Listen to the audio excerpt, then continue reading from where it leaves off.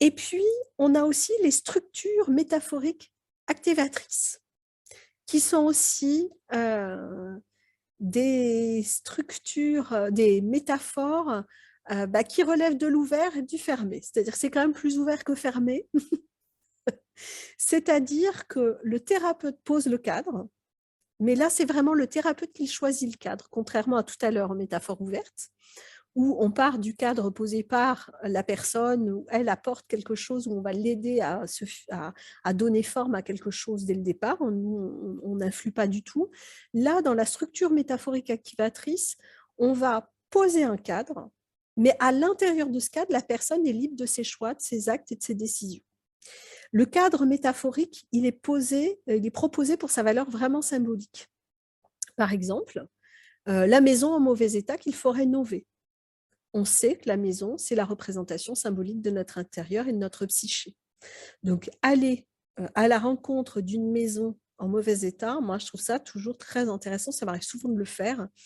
Euh, alors, de façon ouverte, là, en SMAC, en structure métaphorique activatrice, ça va être, par exemple, après l'induction en ouverture, hein, vraiment façon hypnose humaniste, d'inviter la personne à imaginer qu'elle marche sur un chemin et puis à distance, elle voit une maison qui a été laissée à l'abandon.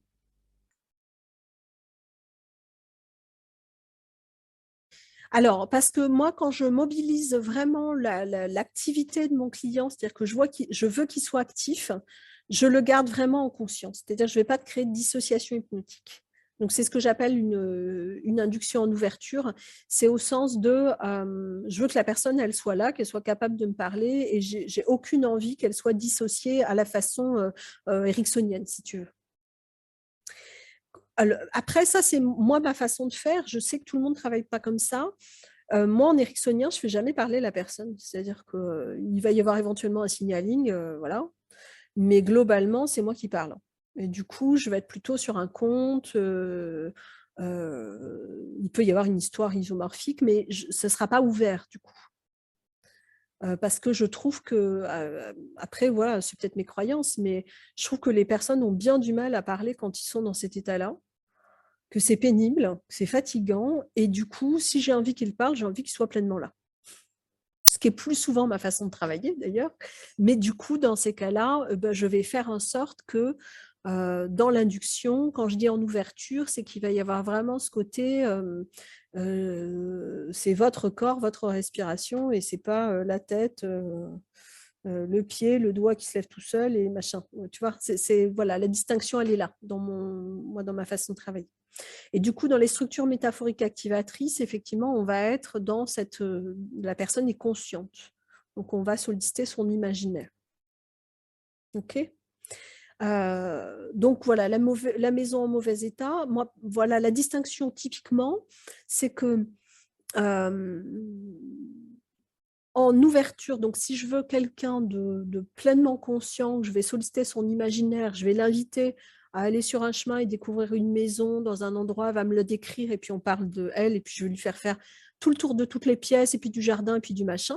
Je vais faire la même chose, entre guillemets, en ericksonien avec un nettoyage de printemps à ma façon, sauf que je ne vais pas lui laisser la place pour décrire.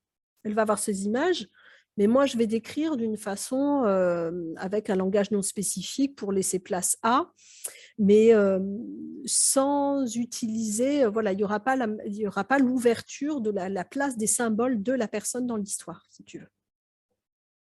Donc, ça va être plus directif de ma part. Du coup, c'est moins rigolo à faire, clairement, je trouve. Mais bon.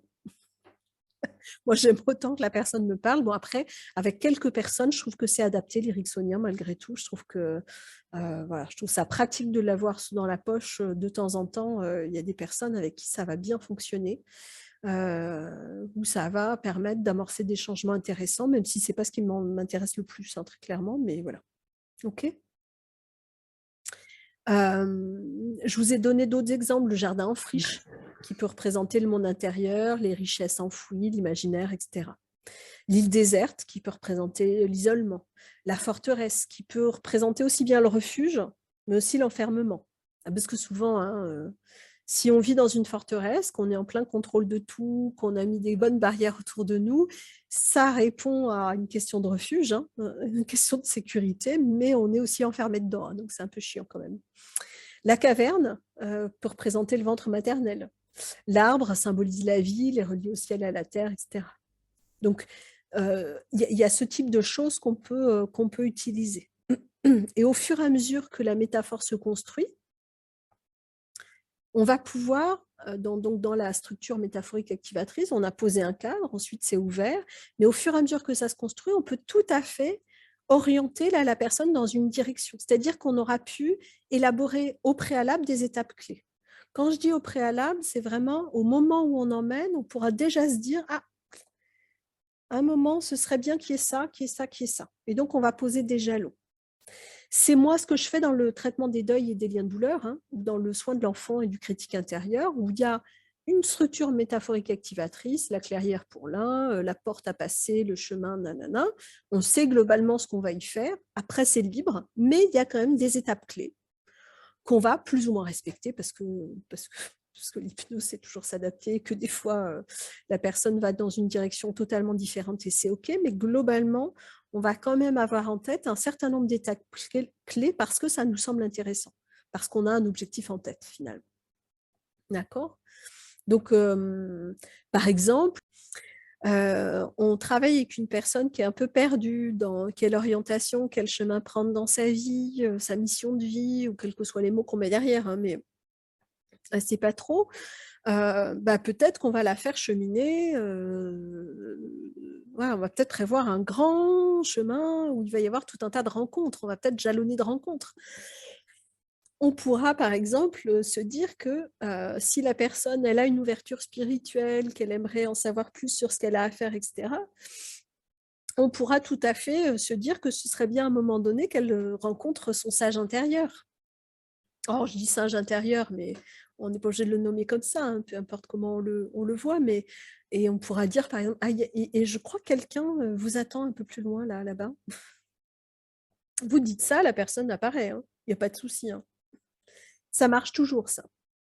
Ça fonctionne toujours. Sur ce type de travail très ouvert comme ça, le peu de suggestions, parce que vous allez peu suggérer finalement quand on travaille avec l'imaginaire, il y a beaucoup moins de suggestions, voire pas du tout par rapport à l'éricksonien.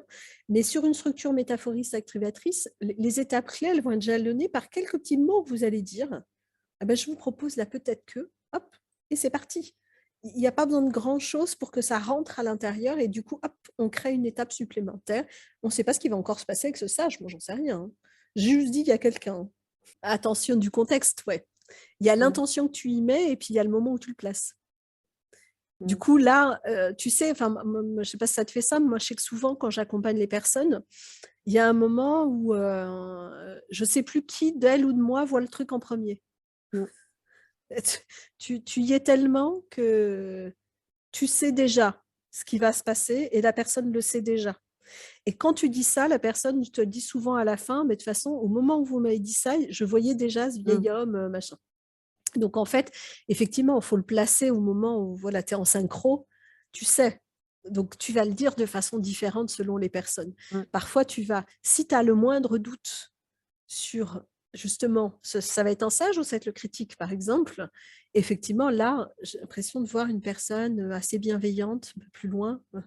Tu vas suggérer de façon à ce que ça colle avec ce que tu veux, avec l'orientation vers laquelle tu veux aller, et en fonction de ce que tu sens de la personne.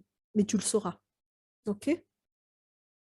Donc ça, c'est assez sympa à faire. Moi, enfin bon, moi, je travaille beaucoup comme ça forcément puisque j'ai mes pratiques assez, «cadrées» entre guillemets. Elles ne le sont pas du tout en vrai, mais le cadre est posé en tout cas.